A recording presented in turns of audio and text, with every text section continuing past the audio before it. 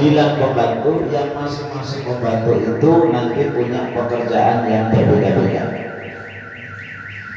Yang pertama, Ibnu Qayyim rahimahullah itu dalam kitabnya Zadul Ma'ad itu bab tentang fi khidamihi sallallahu alaihi wasallam, tentang pembantu-pembantu Rasul. Beliau menyebutkan ada 9 pembantu Rasulullah sallallahu alaihi wasallam. Yang pertama yang akan kita bahas nanti yaitu Anas bin Malik. Anas bin Malik ini adalah pembantu Rasulullah yang paling terkenal, dan beliau tugasnya itu wa kana ala hawaijihi, memenuhi kebutuhan Rasulullah sallallahu alaihi wasallam, kebutuhan harian.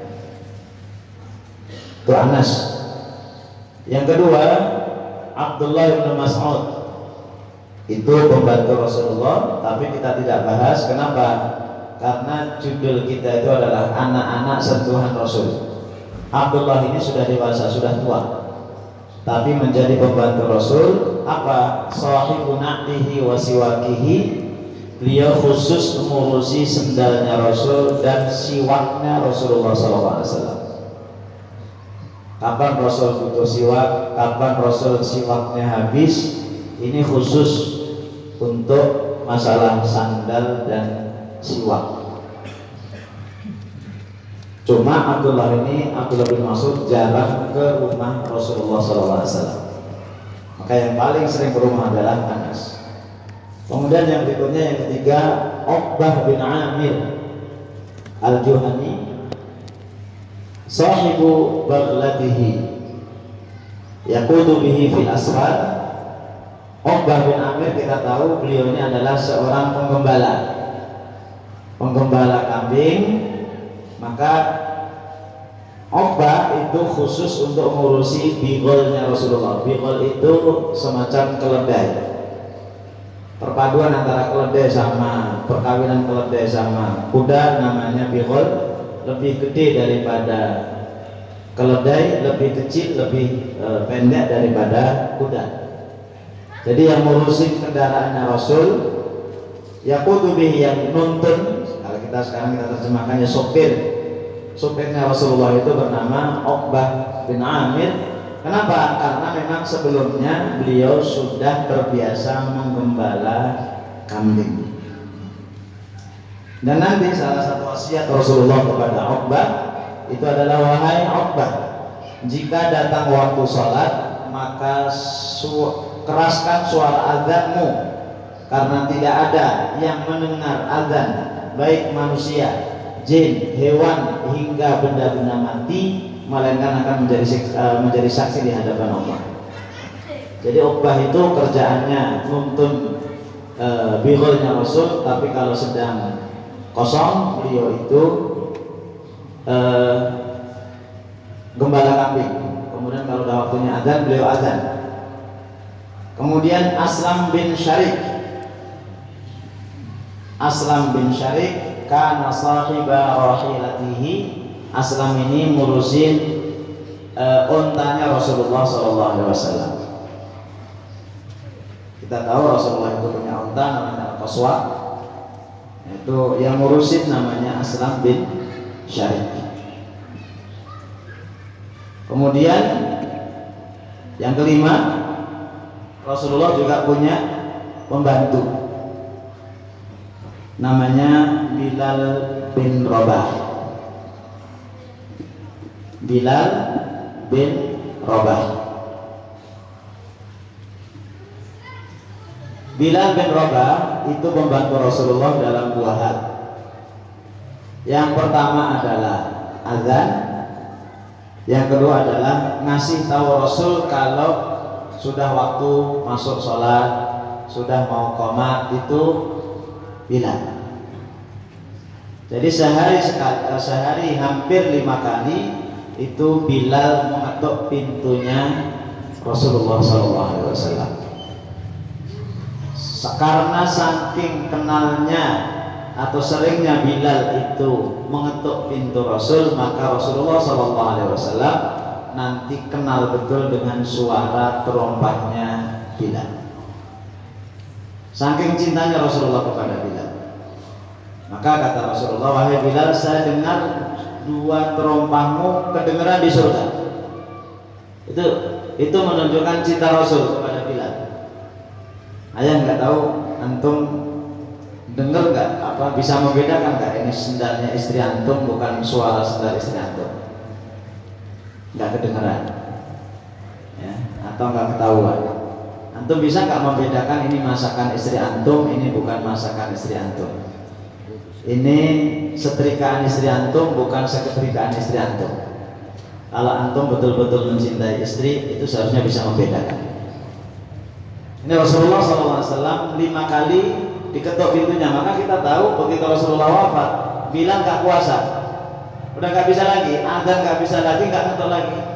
Maka akhirnya beliau minta izin kepada Abu Bakar saat itu jadi khalifah untuk pergi ke Syam. Ya, itu bilang. Kemudian saat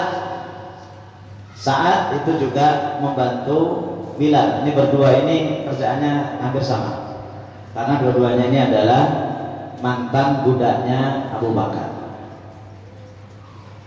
Kemudian Abu Dzar Al-Ghifari. Abu Dzar Al-Ghifari itu pembantu umumnya Rasulullah SAW. Beliau ini mantan perampok, dan beberapa kalimat itu disampaikan oleh Rasulullah kepada Abu Dzar. Di antaranya Abu Dzar itu ada pesan khusus dari Rasulullah kepada beliau, wahai Abu Dzar, karena ini mantan perampok berarti dia punya keberanian luar biasa. Kata Rasulullah, wahai Abu Dzar, kamu kalau berkatalah yang hak, terus terang, jangan takut, wala takhaf laumata laim, jangan takut. Maka nanti antum ketemu peristiwa Abu Dzar itu nanti sedikit memprotes Muawiyah di Syam di zaman Utsman bin Affan, karena memang Abu Dzar orangnya adalah terus terang dan terang terus. Yang ke-8, Aiman bin Ubaid dan ibunya Ummu Aiman. Ya, Aiman bin Ubaid dan ibunya Ummu Aiman. Itu dua-duanya adalah budaknya Rasulullah SAW. Maka Aiman itu pekerjaannya adalah ngurusin kebutuhan Rasul dan bab masalah Rasulullah kalau mandi, Rasulullah kalau mau bersuci, mau wudu, itu nanti Aiman. Itu pembantu-pembantu Rasulullah SAW. Nanti ada satu lagi namanya Rabi'ah bin Ka'ab. Rabi'ah bin Ka'ab itu juga membantu Rasulullah kebutuhan wudu dan taharahnya. Rasulullah mau ke WC, mau ke kamar mandi, itu yang menyediakan diantaranya adalah Rabi'ah. Dan antum tahu semuanya ini, ya, walaupun yang paling terkenal adalah Anas, Ibnu Mas'ud, Bilal, Abu Dzar, itu Rabi'ah itu juga sebenarnya terkenal, tapi kita kurang mengenal. Suatu saat ketika Rasulullah SAW mau berwudu, itu disediakan oleh Rabi'ah. Kata Rasulullah, "Sal." Ketika selesai wudu, kata Rasulullah, "Sal, kamu mau minta apa?" Mari kita lihat selera para pembantunya Rasul. Ya. Kata Rasul, "Sal, kamu mau minta apa?" "Mintalah." Kata beliau, ini seleranya, "As'aluka murafaqataka fil jannah."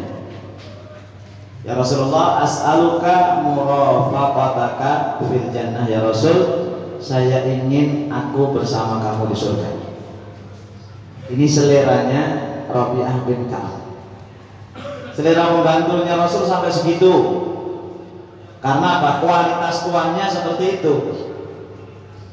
Antum yang punya pembantu sesekali tanyalah, "Bu, Nek, atau siapa lah, mau apa?" Kira-kira kalau pembantu kita ditanya mau apa, Kira-kira mau apa kita? Pembantu kita minta apa? Rata-rata minta naik gaji. Dan yang saya sebut tadi itu pembantu Rasulullah itu semuanya nggak ada yang digaji oleh Rasul, termasuk Anas. Ya. Itu kita minta naik, pembantu kita minta naik gaji. Antum bayangkan misalnya sekarang nih, ini yang diminta Rasul, Rasul itu pemimpin tertinggi. Misalnya nih Pak Presiden kesini, kalian minta apa? Sepeda. Turun. Coba lihatlah, kalau orang diminta kemudian minta sesuatu, ya itulah selera dia, itulah iman dia, dan itulah selera pimpinannya, dan iman pimpinannya seperti itu ketahuan dari sisi selera. Dari sisi selera itu akan ketahuan. Ini Rabi'ah minta berteman di surga. Kenapa tahu? Rabi'ah itu orang yang tahu diri. Engkau itu Rasul, saya ini hanya membantu, nggak layak saya itu akan bersama dengan engkau atau satu sama. Maka kata Rasulullah, fa'inni ala nafsika bikathrati sujud. Kalau begitu kamu banyak-banyak sujud. Dan Rasulullah pada juga sebelumnya ngasih tahu, minta lagi. Awal kali mau minta apa lagi? Kata beliau, udah cukup itu saja ya Rasul. Jadi mintanya bertetangga di surga. Nah, dari 9 pembantu Rasul atau 10 pembantu Rasulullah SAW, fokus kita pada pagi hari ini adalah tentang Anas bin Malik. Yang lainnya tidak kita bahas karena mereka sudah dewasa dan mereka membersamai Rasul tidak sesering yang dibersamai oleh Rasul kepada Anas bin Malik. Yang akan kita bahas diantaranya nanti adalah silsilah beliau seperti biasa, kemudian masa kecil, kemudian ibu beliau bagaimana bersama Rasul. Kira-kira itu yang akan kita bahas. Anas bin Malik itu nama lengkapnya Anas bin Malik bin Nadr bin Damdam bin Zaid dan seterusnya. Itu namanya cukup panjang dan begitu kebiasaan di Arab, ya. Itu namanya lengkap dengan nama orang tuanya, nama kakeknya dan seterusnya. Itu dalam rangka, jadi itu bukan sok-sokan. Dan itu sebaiknya kalau bisa kita seperti itu. Kalau bisa antum bisa menyebutkan 10 kakek antum, nanti kita kasih hadiah. 10 aja, nggak usah banyak-banyak, nggak usah sampai Nabi Adam. 10 aja. Mengapa? Itu ada hikmahnya. Jadi anak ini jelas silsilahnya. Jelas silsilahnya, bapak saya siapa, kakek saya siapa, sampai ke atas. Karena memang salah satu yang akan rusak di akhir zaman adalah orang tidak tahu siapa bapak dan kakeknya. Sehingga nanti suatu saat bisa jadi orang itu akan menikahi anaknya sendiri atau ponakannya sendiri. Tapi dengan begitu kita tahu silsilah, oh ini ternyata ketemu di kakek yang ketiga, keempat. Kemudian yang kedua, mengetahui silsilah itu juga manfaatnya mengetahui potensi yang ada di dalam diri kita, terutama potensi positif. Ya, potensi positif. Bapak saya misalnya petani, misalnya, memang almarhum bapak saya petani. Artinya sebenarnya di dalam diri saya itu ada gen petani sebenarnya. Atau nanti antum punya di atas, ternyata kakek kelima antum itu adalah dulu pernah jadi gubernur Lampung. Berarti antum tuh layak jadi gubernur minimal, paling enggak ya presiden. Berarti ada gen ke situ. Ya. Dan itu dalam rangka untuk mengetahui kemampuan kita. Jadi tes kemampuan kita itu salah satunya adalah dengan cara lihat silsilah dari yang positif. Ya, dari yang positif. Maka ada dulu, sebelum kita masuk tema, dulu ada syekh itu yang punya murid, ya, kayak semacam kitab ini. Kemudian begitu selesai belajar, syekhnya mengatakan hendaknya kalian bekerja seperti bekerjanya bapak kalian. hendaknya kalian bekerja seperti bapaknya kerja bapak kalian. Pulang masing-masing, dan ada satu anak yang dia orang bertakwa tapi orangnya agak lalai, ceroboh. Dia langsung ketemu ibunya, bapaknya sudah meninggal.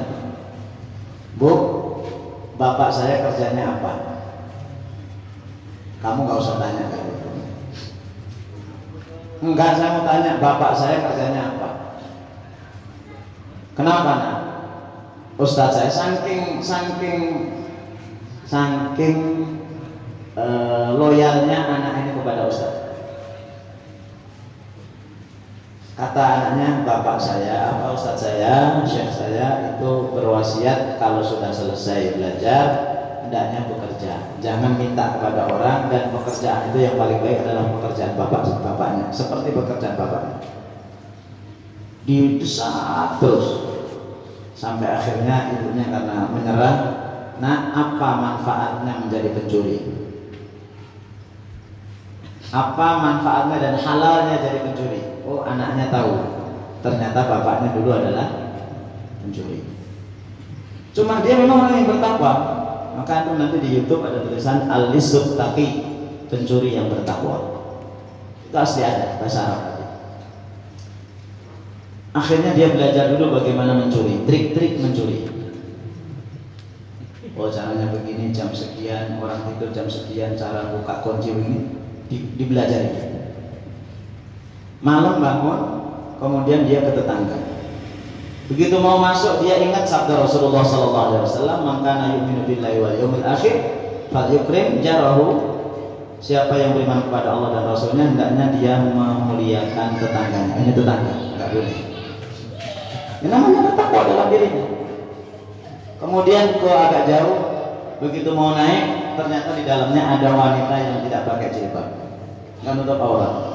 Dia ingat firman Allah Subhanahu Wa Taala, "Qul lil mu'minina yaghuddu min absarihim wa yahfadhu furujahum." Katakan kepada orang mukmin laki-laki, hendaknya mereka menundukkan pandangan. Mau mencuri menundukkan pandangan gimana? Agak jauh lagi, ini pas. Tapi ingat, ini rumahnya anak yatim. Ara'aita alladzi yadzibu bid-din fadzalika alladzi yad'u. Dia enggak jadi. Akhirnya muter, ketemulah rumah Mekah. Nah, hahuna kata beliau, di sini ini. Udah jauh, bukan anak yatim, enggak ada perempuan, masuk dia. Tengah malam. Begitu masuk rumah, dibuka semua pintunya, mau nyari ininya, di mana tempat harta itu berada. Akhirnya ketemu satu pintu, dibuka. Nah, ini ya Allah, ada emas, ada perak, senumpuk. Kemudian dia lihat ada buku. Kalau kita itu buku apa ya? Keuangan itu namanya buku apa sih? Akuntansi. Pokoknya itulah. Buku dilihat, pemasukan sekian, pengeluaran sekian. Banyak duitnya ini. Kemudian dilihat pengeluaran sih, dilihat. Loh, kok nggak ada pengeluaran untuk zakat, kata dia. Ini udah nisabnya udah melebihi tapi nggak ada zakat, udah bertahun-tahun dia lagi asik ngitung adzan subuh. Allahu Akbar, Allahu Akbar, adzan subuh. Tuan rumahnya bangun. Begitu bangun, kata bapaknya, "Bu, kok rumah kita terbuka itu kamar-kamarnya?" "Iya." Akhirnya mereka bangun, kemudian dilihat langsung ke ruangan yang ada duitnya itu, ada anak muda. "Siapa kamu?" Tuan rumah, "Saya pencuri." Ya, pencuri yang bertakwa. "Saya pencuri." Nah, mau nyuri apa? Sebentar, ini lagi azan, kita dengerin azan dulu. Antum buka, memang begitu. Selesai azan, kamu ngapain? Nah, kita sholat qobliyah subuh dulu. Wudu, Pak. Sholat qobliyah subuh, kemudian iqamah. Kemudian mau sholat, ya kita sholat. Nah, kamu kan tuan rumah, kamu yang jadi imam. Ya kan memang tuan rumah itu yang layak jadi imam. Cuma karena tuan rumahnya ini takut, akhirnya dia yang disuruh jadi imam. Khawatirnya kalau tuan rumah jadi imam, nanti diterkam dari belakang. Akhirnya orang itu jadi imam. Bacaannya bagus. Selesai sholat kemudian ditanya, "Kamu siapa?" "Saya pencuri." "Kenapa kamu mencuri?" "Karena ustadz saya nyuruh saya bekerja seperti pekerjaannya bapak saya. Terus kamu ngupek-ngupek di situ tuh. Saya lihat nih buku bapak, buku keuangan bapak, saya lihat 6 tahun tidak mengeluarkan zakat. Ini saya udah hitung nih, zakatnya sekian dinar. Dilihat ya, wih, betul nih. Kamu bisa ngitung-hitungnya bisa lah saya. Kemudian ceritakan dia punya ibu, rumahnya di sana. Baik. Nah, kamu bisa ngitung-hitung, bisa. Kamu udah nikah belum? Belum. Saya punya anak perempuan, belum nikah. Gimana kalau saya nikahkan kamu, kemudian kamu yang bagian tukang ngitung-ngitung, tukang bagian bendahara atau teller apa-apalah itu yang ngurusin duit itu ya. Ah, boleh. Akhirnya menikah dia. Itu ya. Itu namanya pencuri yang bertakwa. Pencuri yang bertakwa. Baik. Itu saya katakan tadi kenapa kita perlu tahu silsilah. Kemudian Anas bin Malik, bapaknya namanya Malik, istrinya atau ibunya Anas namanya Ummu Sulaim. Ummu Sulaim nama aslinya Rumaiso. Maka ada anak-anak kita namanya Rumaiso. Kemudian begitu utusan dari Madinah ke Mekah ketemu Rasulullah SAW, nanti ada 2 baiat ya, baiat pertama, baiat kedua. Kemudian setelah itu mereka yang berbaiat kepada Rasulullah dan masuk Islam itu menyebarkan Islam di Madinah. Jadi sebelum Rasulullah datang ke Madinah, Madinah itu sudah kondusif banyak benar. Maka Ummu Sulaim termasuk orang yang masuk Islam. Ayahnya tidak mau, ya, Malik tidak mau. Nah, Ummu Sulaim ya, itu adalah seorang perempuan yang memang juga orang terhormat. Nah, Ummu Sulaim ini tadi dinikahi oleh Malik dan punya anak namanya Anas. Maka namanya Anas bin Malik. Anas anaknya Malik. Kemudian karena Malik ini kafir, Ummu Sulaim tidak ridho kalau anaknya itu nanti dididik oleh bapaknya atau dibiarkan, sehingga Ummu Sulaim lah yang pontang-panting mendidik anaknya. Ummu Sulaim yang mendidik anaknya. Apa yang dididik? Dididik apa? Satu, dididik mengucapkan 2 kalimat syahadat. Maka suatu saat Ummu Sulaim mengajarkan 2 kalimat syahadat, anaknya niru, umur 7-8 tahun. Kemudian Malik marah, kamu ajarin apa? Kamu merusak dia, jangan rusak dia. Kata Ummu Sulaim, saya sedang tidak merusak, saya justru malah sedang memperbaiki. Nah, kamu ini agamanya apa? Kamu telah murtad dari agama nenek moyang kita. Enggak, saya tidak murtad. Saya ikut agamanya Muhammad Sallallahu Alaihi Wasallam. Sehingga ini juga sebagai panduan bagi kita, bahwasanya kalau orang tua itu ya di luar kita ya, artinya di luar sana, orang tuanya misalnya kafir, itu anaknya bisa jadi muslim. Atau bapaknya tidak bisa mendidik, ibunya bisa mendidik, dan itu pontang-panting. Itu yang pertama. Kemudian yang diajarkan pertama adalah tauhid. Yang diajarkan kedua itu adalah selalu Ummu Sulaim itu mengajarkan pribadi Rasulullah SAW. Rasulullah itu begini, akhlaknya begini, sehingga apa? Anas kesengsem terlebih dahulu dengan Rasulullah. Sangat cinta dengan Rasulullah SAW. Lama kelamaan, ya begitu waktu berjalan, Malik bin Nadhr itu meninggal. Ada yang mengatakan meninggal karena perang, ada yang meninggal ketika pergi ke Syam. Wallah alam, riwayatnya 2 begitu. Sehingga Ummu Sulaim sendirian. Kemudian kata dia, aku tidak akan menyapih Anas sampai dia berhenti menyusu, berarti 2 tahun. Dan aku tidak akan menikah lagi sampai Anas menyuruhku. Coba, bunda misalnya sendirian, itu urusan nikah atau enggak diserahkan ke anak. Anaknya baru masih kecil.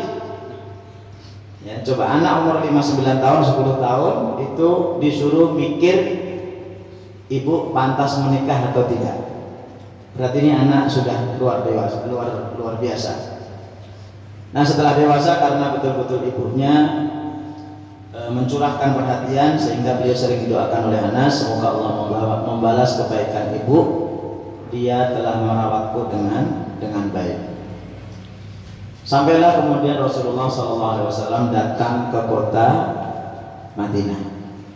Begitu nyampe di kota Madinah, semua orang mempersembahkan yang terbaik untuk Rasulullah. Ya, dan bahkan masing-masing berkeinginan agar Rasulullah itu bisa menginap, bisa tinggal di rumah mereka. Itu hebatnya penduduk Madinah. Ya, hebatnya penduduk Madinah, rebutan dan alhamdulillah di Kutab juga rebutan antum untuk pengen jadi kelas bagi Kutab ya. Alhamdulillah banyak yang rebutan. Di rumah saya aja Ustaz, di rumah saya aja Ustaz. Ini insyaallah luar biasa itu. Kemudian ketika Rasulullah sampai di Madinah, umur Anas sudah 10 tahun. Koloni berapa? Koloni 2 ya? Koloni 3. Maka Ummu Sulaim bertemu dengan Rasul. Kemudian kata beliau, ya Rasulullah, orang laki-laki Ansor dan orang perempuan Ansor sudah ngasih apa saja yang mereka miliki. Aku ini tidak punya apa-apa ya Rasulullah, selain ini anakku nih Anas.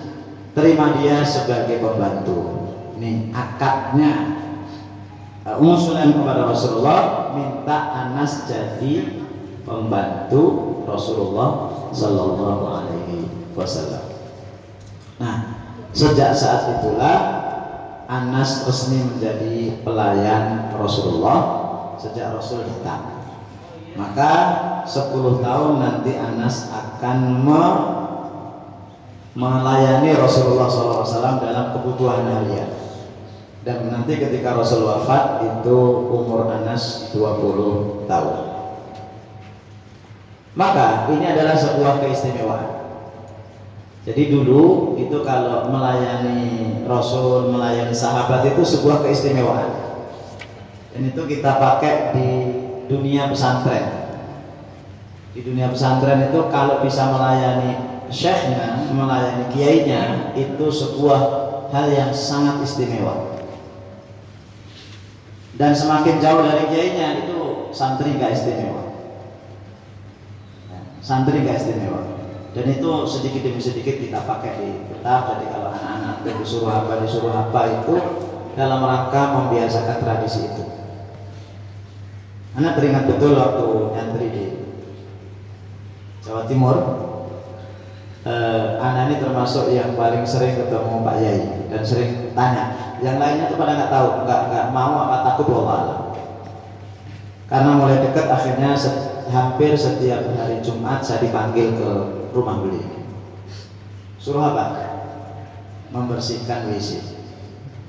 Anak dulu kerjaannya ikat WC dan kamar mandi, nyapu dan seterusnya. 2 keuntungan yang saya dapat. Pertama, sarapan gratis. Dan itu bagi santri sebuah hal yang luar biasa, karena kalau mau makan mesti harus masak dulu. Dan hari Jumat kan hari libur kalau di pondok. Sarapan gratis, setiap pesan sarapan gratis. Dan sekali makan ya banyak untuk kodok, bukan kodok. Dirapel untuk makan siang. Kemudian yang kedua, seingat saya satu-satunya santri yang boleh ke rumah beliau untuk baca kitab di depan beliau. Namanya Sorokan. Sorokan itu saya udah lupa caranya. Alhamdulillah utawi sekalian puji lillahi karena Allah disebutkan itu, nahunya itu di i'rabnya itu disebutkan. Dan itu alhamdulillah ada banyak buku yang selesai di depan beliau. Ya. Yaitu itu contoh betapa kebiasaan seperti itu adalah kebiasaan yang memang tradisi zaman Rasul, zaman sahabat. Nanti sahabat juga begitu dengan para pembantu dan para budaknya. Anda tahu salah satu contoh adalah Abdullah bin Umar. Ya, kita udah bahas dulu waktu itu semester yang lalu. Abdullah bin Umar itu seorang sahabat Rasul. Nah, karena beliau banyak membersamai Rasul, maka beliau nanti dan tahu Rasulullah cara mempergauli pembantu dan budak. Rasul Abdullah bin Umar nanti punya budak namanya Nafi', ya, namanya Nafi'. Dan nanti Nafi' itu akan dinikahkan oleh Abdullah bin Umar. Abdullah bin Umar punya budak perempuan cantik, taat, dikasih, kemudian dinikahkan dengan Nafi'. Nafi' belajar dari Abdullah bin Umar, nanti jadi tabi'in besar. Nafi' menginap berdiam di Madinah. Beliau nanti punya murid terkenal namanya Imam Malik. Imam Malik, bukan Anas bin Malik. Ini kali ini Malik bin Anas, itu harus bedakan.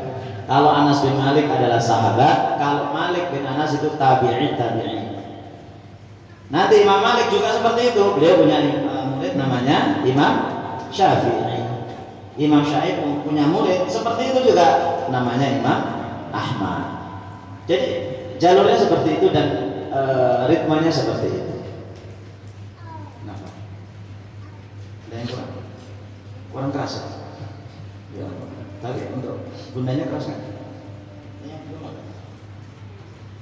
Oh, kurang sih. Baik, Indonesia udah keras nih. Masih kurang keras, nggak apa-apa. Nah, selain mendapatkan keistimewaan bisa membersamai Rasul, maka Anas juga ada punya doa khusus dari Rasulullah Sallallahu Alaihi Wasallam. Kurang jelas ya. Nanti suatu saat kita ingin pertemuannya di gedung, Pak. Di gedung yang nggak usah memang lewat di Krakatau atau di mana, yang gelap, di hotel. Tapi alhamdulillah ya, itu di sini kalau pertemuan seperti ini kita ini gratis tuh kan. Itu di beberapa kota itu kalau mau pertemuan wali santri kajian seperti ini nyewa mereka ya. Karena nggak ada tempat. Kita ini alhamdulillah tempatnya banyak. An Anas radhiyallahu anhu an Ummi Sulaim annaha qalat, ya Rasulullah, Anasun khadimuka ud'ullaha lahu. Qala Allahumma aghfir ma lahu wa waladahu wa barik lahu fima a'taitahu. Ini doa Rasulullah pas akad menyerahkan anaknya. Itu kata Ummu Sulaim, ya Rasulullah, Anas ini tolong diangkat jadi pembantu, minta doa. Rasulullah berdoa, Allahumma ya Allah aktsir malahu. Umurnya baru 10 tahun. Didoakan aktsir malahu, perbanyak, tolong dibanyakin hartanya ya Allah. Wa waladahu, umur 10 tahun loh. Tolong hartanya banyak, anaknya banyak. Pernah nggak antum mendoakan anak antum umur 10 tahun, nanti kalau punya anak minimal kayak Anas bin Malik. Baru umur 10 tahun dia diobrolin masalah nikah, masalah anak. Wa barik fi ma ataitahu, dan berkahilah semua yang kau berikan kepada dia. Ya, tolong ya Allah.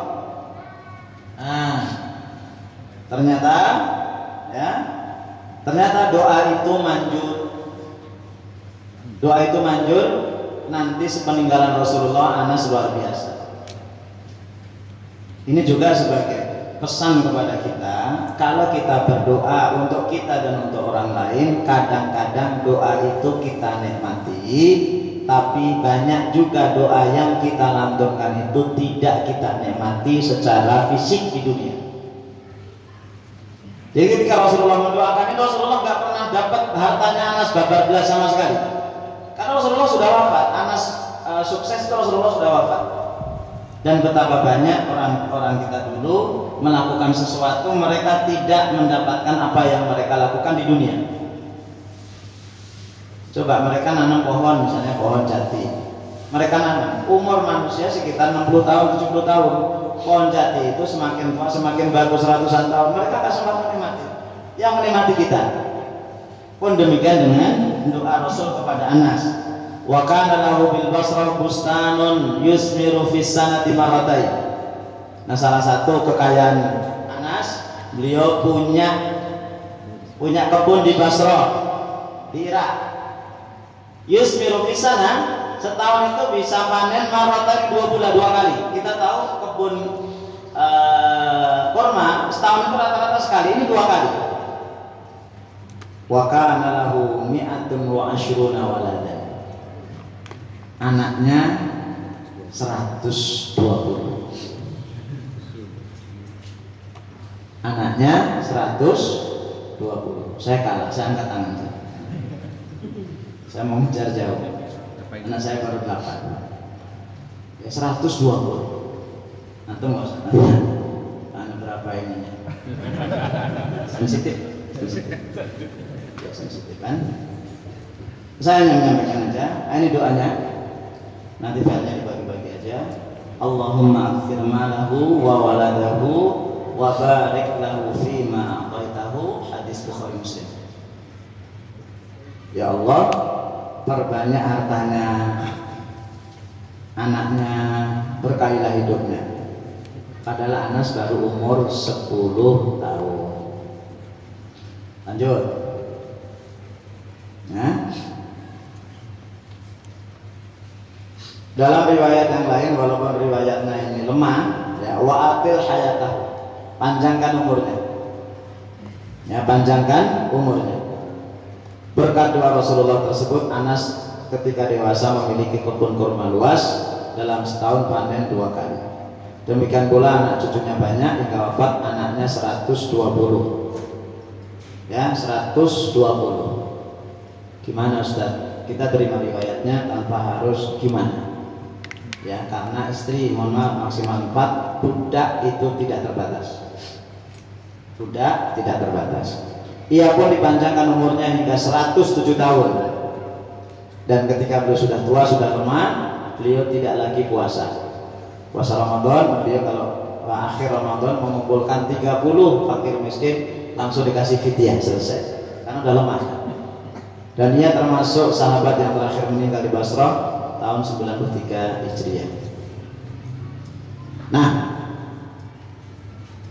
selama menjadi pelayan Rasulullah, Anas tidak menyia-nyiakan waktu. Ia menyerap ilmu yang dicontohkan oleh Rasulullah SAW, baik perilaku maupun sabdanya, sehingga para sahabat memuji Anas dengan mengatakan, tidak ada orang yang paling baik sholatnya dari kalangan kami melebihi sholatnya Anas.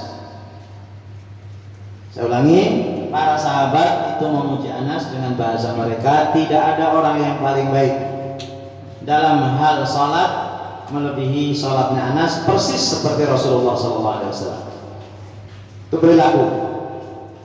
Sementara sabdanya, itu beliau adalah orang yang terbanyak ketiga setelah Abu Hurairah dan Abdullah bin Umar. Abu Hurairah itu 7.200-an, Abdullah bin Umar itu 2.800. Nah, sementara Anas pembantu Rasul 2.286 hadis. Ini pembantu. Pembantunya hafal hadis dari majikannya 2.286. Antum yang punya pembantu, itu sudah berapa hadis yang antum berikan kepada pembantu antum atau sopir pribadi, ya, atau kepada istri atau kepada anak? Ini pembantunya aja bisa belajar 2000-an hadis. Kesimpulannya, Anas bin Malik, 1, dididik ibunya sebelum Nabi datang.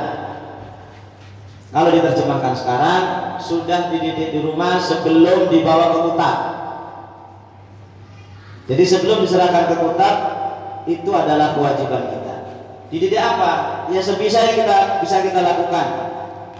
Kita bisanya ngajarin baca a, ba, ba, ba, aba, aba, caba dan seterusnya, bahasa Indonesia maupun bahasa Arab. Yang bisa kita lakukan, kita lakukan. Dan itu tidak memberatkan guru-guru dan ustadz-ustadz di kota. Kemudian diserahkan kepada Nabi. Ya, diserahkan kepada Rasulullah SAW. Dan ketika diserahkan, minta doa. Ibunya minta doa. Karena nggak tahu dulu antum waktu menyerahkan ke kutab minta doa ke ustadz atau tidak. Waduh, lupa ustadz, ulangi nanti. Ustadz mohon didoakan. Ya, dan itu ditelakani. Nah, ustadz dia kan ustadz, bukan nabi. Ingat, pengajar itu warisannya nabi. Yang meneruskan pekerjaan Nabi itu ya ulama, ya para pengajar.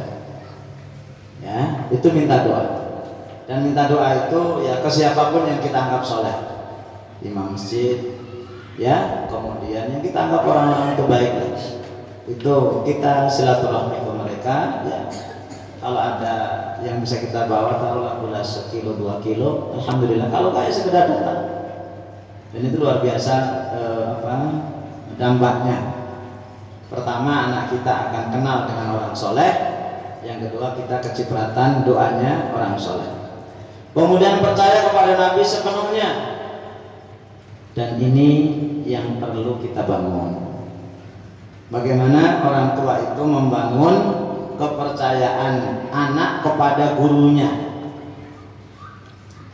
Kalau ada hal yang kurang baik itu nggak dikasih tahu ke anak, tapi langsung dikasih tahu ke gurunya. Dan alhamdulillah saya beberapa kali menyaksikan betapa anak-anak kita itu sangat sikoh, percaya kepada para ustadz, dan itu harus dirawat dan harus ditambah. Dan jangan pernah menciderai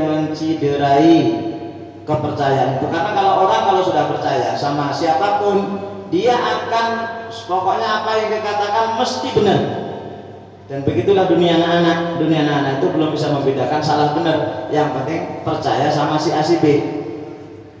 Dulu waktu kita masih kecil sering diajarkan cintai guru sebelum mencintai ilmu. Untuk kalangan anak-anak memang begitu ya bunda. Maka di sini kita sebagai orang tua, saya mengingatkan, kalau antum ada yang nggak pas dengan kitab, itu sampaikan ke pengelola atau ke para ustadz atau kepada pimpinan kepala sekolah. Antum jangan merusak.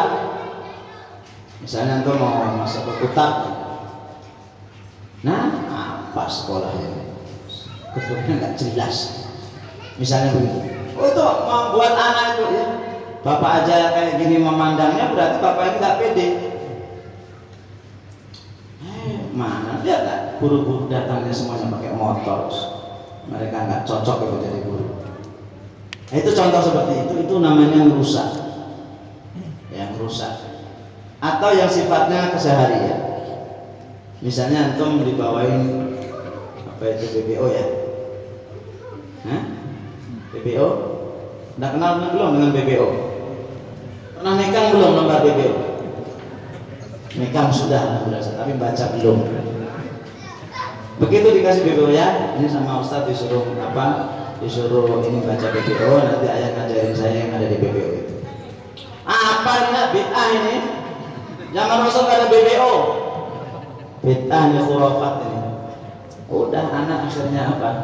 Ya sudah ya. Alhamdulillah saya juga pengen begitu. Bapak sama aja. Ya, itu contoh ya. Itu contoh bagaimana membangun kepercayaan.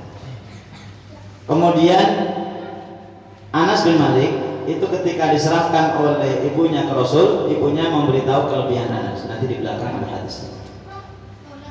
Anas punya kelebihan. Ya. Kemudian Anas membersamai Rasul itu 10 tahun saja. Berarti usia SD dengan SMP 10 tahun. Kalau kita diukur sekarang usia SD sama SMP. Nah ini. Wa indama atat bihi Ummu Sulaimin ila Nabi liyakhdimahu, ketika ibunya membawa Ummu Sulaim kepada Rasul, akhbaratu, nah ini dikasih tahu, annahu katib. Ya Rasul, Anas ini kelebihannya dia bisa nulis. Ya, bisa nulis. Antum juga ketika nyerahkan Ustaz, anak saya yang umur 5 tahun alhamdulillah sudah hafal juz 30 dari surat misalnya At-Tariq sampai Anas. Kasih tahu. Ustaz, anak ini alhamdulillah Ustaz sekali diajarin itu langsung hafal. Ustaz, anak saya itu kalau diajarin itu harus tempat sepi. Ustaz, anak saya kalau diajarin harus tempat ramai.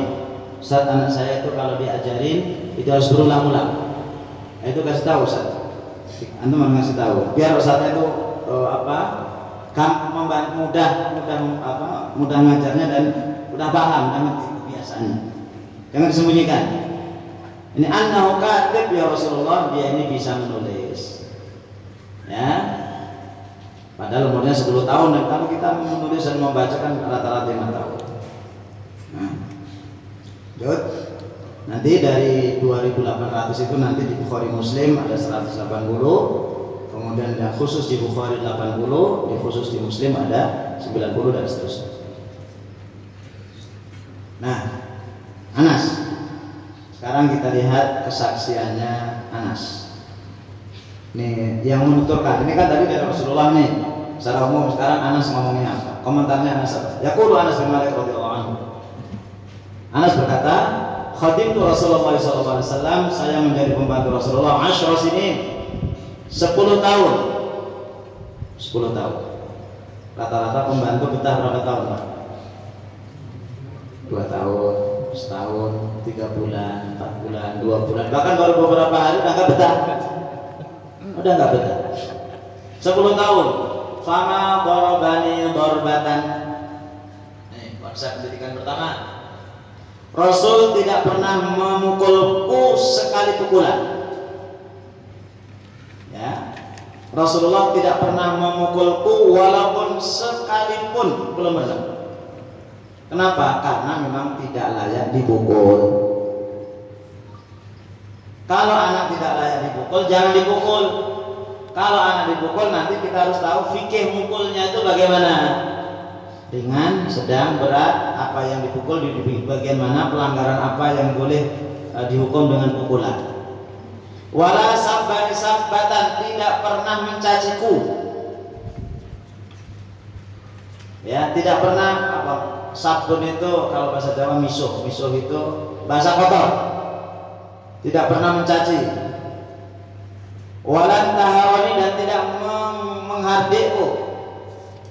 Enggak pernah menghardik, mengusir. Wala abasa fi wajhi, enggak pernah bermuka masam di depanku. Ceria terus. Artinya apa? Satu, Rasul tidak pernah mukul sekalipun. Yang kedua, Rasulullah tidak merendahkan Anas. Yang ketiga, tidak menghardik. Yang keempat, selalu senyum. Ya, gimana pembantu nggak betah kalau seperti ini? Ya. Coba antum bayangkan, antum punya pembantu, antum gaji 5 juta sebulan, tapi sering antum marah-marah, sering antum maki, sering antum ini, nggak betah. Ini ternyata yang membuat Anas betah itu adalah pribadi Rasulullah SAW. Dan juga kalau ada masalah yang seperti ini, artinya kalau kita sebagai orang tua, ya itu harus tunjukkan di depan anak, ya kita ini dalam kondisi senyum, riang, walaupun duitnya udah habis, jangan ditunjukkan mesengut apa mesengut, mukanya pucat, mukanya kejut gitu. Kenapa itu? Duit habis, ya tawakal sama Allah. Bukan kayak gitu. Tawakal apa? Itu kan itu. Kemudian, nih, awwalu ma'asani Rasulullah itu ternyata pada ayat bunda, masing-masing sahabat itu punya wasiat yang berbeda-beda. Saya ulangi, Rasulullah itu kepada para sahabat punya wasiat yang beda-beda. Wasiat itu kata-kata manjur. Ya, wasiat itu kata-kata manjur antara satu sahabat dengan sahabat yang lain berbeda. Abu Hurairah wasiatnya puasa sebulan 3 hari. Jangan ninggalin sholat duha, jangan ninggalin sholat witir sebelum tidur. Ini pesan Abu Rasulullah kepada Abu Hurairah. Nanti kepada Abu Dzar Al-Ghifari, Abu Dzar Al-Ghifari ini orang pemberani. Kamu kalau ada sesuatu yang benar, sampaikan, jangan malu-malu, katakan terserah. Itu kepada Abu Dzar. Nah, ini kepada Anas, kata beliau, ya bunai, nak, uktum sirri taku mu'minah. Tiga kali. Uktum sirri, sembunyikan semua rahasiaku. Taku mu'minan, pasti kamu akan jadi mu'min. Saya kalau ngomong ini rahasia, itu jangan disampaikan ke siapapun. Saya punya rahasia apapun saya kasih tahu kamu, jangan ngasih tahu ke siapapun. Ini melatih anak amanah sejak kecil. Ya, fakanat ummi wa azwajun nabi sallallahu alaihi wasallam yas'alnani. Nah, karena saya dekat sama Rasulullah, maka ibuku sama istri-istri Rasulullah itu sering tanya ke saya tentang ansiri Rasulullah sallallahu alaihi wasallam, tentang rahasia-rahasia Rasulullah. Fala ukhbiruhum, saya enggak kasih tahu. Cukup saya yang tahu karena ini pesannya Rasul. Ini saking percayanya Anas kepada Rasul tadi, saking percayanya pencuri sama syekhnya tadi. Disuruh apa aja mau. Wa ma ana bi mukhbiri sirri Rasulillah sallallahu alaihi wasallam ahadan abadan. Selama-lamanya saya tidak akan ngasih tahu rahasianya Rasulullah kepada satu orang pun selama-lamanya. Contohnya apa, Pak? Contohnya apa? Rahasianya yang disembunyikan Anas itu. Daftar orang munafik. Hah? Daftar orang munafik. Kalau itu Hudzaifah. Contohnya? Ya nggak ada kalau Anas ngasih tahu ke kita. Dijebak ini. Ya nggak ada sama Anas sendiri. Fala ukhbir, saya nggak akan ngasih tahu, sampai sekarang nggak tahu. Nggak tahu. Nah kalau Hudzaifah itu punya cerita. Hudzaifah itu juga bagian orang daftar orang munafik itu ada di Hudzaifah. Nggak akan dikasih tahu sama sekali. Umar pinter. Tolong kasih tahu. Ya, tanda kutip agak diancam. Tolong saya nggak akan tanya setelah ini. Apakah saya termasuk orang munafik atau tidak? Tidak. Artinya saya nggak akan kasih tahu siapapun. Terpaksa. Tinggal ditanya. Contohnya apa? Ya nggak ada. Anas bin Abi itu orangnya amanah. Itu. Lanjut. Contoh yang lain. Ini contoh pendidikannya Rasulullah SAW. Maaf tulisannya kecil. An Anas bin Malik radhiyallahu anhu qala. Anas bin Malik berkata, "Atani Mu'adz bin Jabal." Mu'adz bin Jabal datang kepadaku. Min 'indi Rasulullah SAW, setelah dia menghadap Rasulullah SAW. Faqala Anas, Mu'adz tiba-tiba berkata, "Man syahida an la ilaha illallah mukhlishan biha qalbahu dakhala al-jannah." Anas mengatakan, saya dengar Rasulullah bersabda, "Man syahida," siapa yang bersaksi tidak ada Tuhan kecuali Allah secara ikhlas di hatinya, pasti masuk surga. Kata Anas, hadis ini saya belum pernah dengar ini. Fadhahabtu ila Rasulillah SAW. Saya datang kepada Rasulullah, cross check. Ya Rasulullah, haddatsani Mu'adz. Ya Rasulullah, Mu'adz baru saja ngasih tahu saya kalau engkau berkata siapa yang bersaksi tidak ada Tuhan selain Allah secara ikhlas dari hatinya masuk surga. Kata Rasulullah, shadaqa Mu'adz, shadaqa Mu'adz, shadaqa Mu'adz, Mu'adz betul, Mu'adz betul, Mu'adz betul. Apa pelajaran di sini? Satu, Anas adalah termasuk orang yang sangat haus akan ilmu. Anas sangat haus akan ilmu. Maka begitu dengar ini sabda Rasulullah, baru nih langsung. Kemudian yang kedua, Rasulullah SAW itu orangnya apa adanya. Jadi apa yang dikatakan oleh Rasulullah kepada Mu'adz itu yang dibenarkan oleh Rasulullah ketika ditanya oleh Anas. Di sini Rasulullah mengatakan, ya betul, Mu'adz itu jujur, Mu'adz itu jujur. Karena memang begitu. Kita kadang-kadang pelin-pelan. Ya, kita ngomong kepada ibu istri kita begini, begitu anak kita ngomong, ya, ayo ngomong ke ibu gini nih. Siapa bilang ibu itu dusta? Coba bayangkan. Ini kata Rasulullah, shadaqa Mu'adz. Iya, Mu'adz betul. Jujurnya memang begitu. Wah, itu tambah percayanya Anas kepada Rasul dan tambah percayanya Anas kepada Mu'adz bin Jabal. Itu ya. Jadi apa yang dikatakan kepada si A kepada si B dikatakan begitu. Kemudian yang berikutnya, An Anas radhiyallahu anhu, kharajtu wa ana uridul masjid. Ya, saya keluar dari rumah, saya mau ke masjid. Fa idza bi Zaidin ibni Malik, saya bertemu Zaid bin Malik radhiyallahu anhu. Fa wada'a yadahu ala mankibihi, beliau meletakkan tangannya di pundakku, yattaqi alayya, beliau bersandar kepadaku. Jadi ini saya praktekkan. Mohon maaf, saya adalah Zaid bin Malik, antum Anas. Saya sudah tua, kan saya bacakan dulu. Wa ana syabun, saya adalah anak muda. Akhtu khotos syabab, anak muda kalau melangkah tok jauh. Faqala li Zaid berkata padaku, karena Zaid itu orang tua. Jadi maksudnya adalah yattaqu alayya. Jadi bersandar begini, untuk berdiri.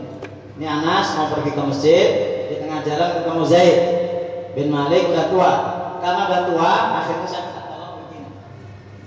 Itu tuh begini. Nah, kemudian Anas ini jalannya cepat. Langkahnya sekali langkah sana. Pertama saya tidak bisa mengikuti langkahnya. Yang kedua kita lihat. Faqala li Zaid berkata kepadaku, qaribil khuta, tolong langkahnya dekat-dekat, qarib, dekat-dekat aja, seperempat meter gitu ya, jangan sekali langkah 1 meter. Kenapa? Fa inna Rasulullah SAW qala, karena Rasulullah bersabda, man masya ilal masjid, siapa yang berjalan ke masjid, kana lahu bi kulli khutwatin 10 hasanat, maka setiap langkah itu dapat 10 kebaikan. Kalau kamu melangkahnya itu jauh-jauh, dapatnya dikit. Tapi kalau setengah meter dapat banyak. Jalannya kalau melangkahnya jauh-jauh itu dapat kebaikannya jadi kali berapa? Tapi kalau dibuat setengah meter selisih. Kalau selangkah itu semeter, dengan selangkah setengah meter selisihnya 1:2. Kalau 100 meter yang versi Anas dapatnya 100 langkah dapat 100 kali 10, 1000 kebaikan. Tapi kalau versi Zaid yang sudah tua berapa? 200 langkah, 2000. Ini rugi. Itu hitung-hitungannya dulu sampai begitu. Saya juga tadi ngitungnya offline, kenapa? Ngitung-hitungnya tadi offline itu. Antum kesini berapa langkah? Maka antum dari sini nanti buat 4 meter. Nanti terlambat. Ini saya hanya menyampaikan betapa Anas bin Malik itu betul-betul satu dikenal, kemudian yang kedua orang terkenal juga dengan Anas. Yang berikutnya dimanapun bisa belajar. Saya ingat Rasulullah bersabda, siapa yang berjalan ke masjid setiap langkahnya itu dihitung 10. Antum juga bisa gitu, antum pakai dengan anak antum. Ya antum gandeng atau digandeng anak antum. Begitu buru-buru tok bang aja ya 30 cm. Kenapa ya? Kalau kamu 1 meter langkahnya ke masjid berapa? Kalau 30 cm langkahnya ke masjid berapa? Dikali 10. Begitu ya? Ya. Itu Anas bin Malik. Terus hadis Bukhari dari Qatadah dari Anas bin Malik. Suatu ketika Rasulullah SAW ingin menulis. Ya, kemudian dikatakan kepada beliau, innahum la yuqri'una kitaban illa yaqra'una kitaban illa makhtuman. Mereka itu para raja itu tidak mau membaca surat kalau tidak dicap stempel. Fattakhadha khataman, Rasulullah kemudian mengambil stempel min fiddah, ya, min fiddah dari perak. Jadi laki-laki antum boleh punya cincin dari perak. Naqshu, ada tulisan diukir Muhammadun Rasulullah. Itu capnya gitu. Muhammadun Rasulullah. Ka'anni anzuru ila bayadihi fi yadihi. Seolah-olah saya lihat bisa melihat putihnya tangan beliau. Faqultu li Qatadah. Kemudian saya katakan kepada Qatadah, man qala naqasha Muhammad Rasulullah, siapa yang menulis di cap Muhammad Rasulullah itu? Qatadah mengatakan, Qatadah itu tabi'in, yang nulis Anas bin Malik. Jadi stempel pertama itu ditulis oleh Anas bin Malik, Muhammadun Rasulullah. Kalau kita sekarang ya stempelnya takmir masjid atau dewan pimpinan wilayah Dewan Pimpinan Pusat, apalah begitu, itu yang mau nulis surat ke para raja, itu ada khatamnya, ada stempelnya. Antum kalau ingin tahu tulisan stempel itu di Google banyak itu. Muhammad paling bawah, Rasul di atasnya, Allahnya paling atas. Muhammadun Rasulullah. Itu yang menulis stempel itu adalah Anas bin Malik. Kemudian salah satu perkataan Anas, qila li Anas, dikatakan kepada Anas, ya, dikatakan kepada Anas. Oh iya, maaf.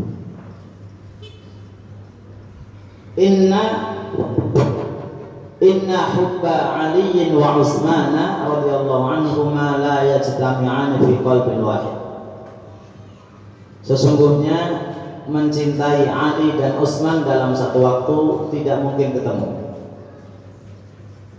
Nah, ada yang komentar, tidak mungkin dalam satu waktu mencintai Ali dan tidak mungkin satu waktu bisa mencintai Utsman.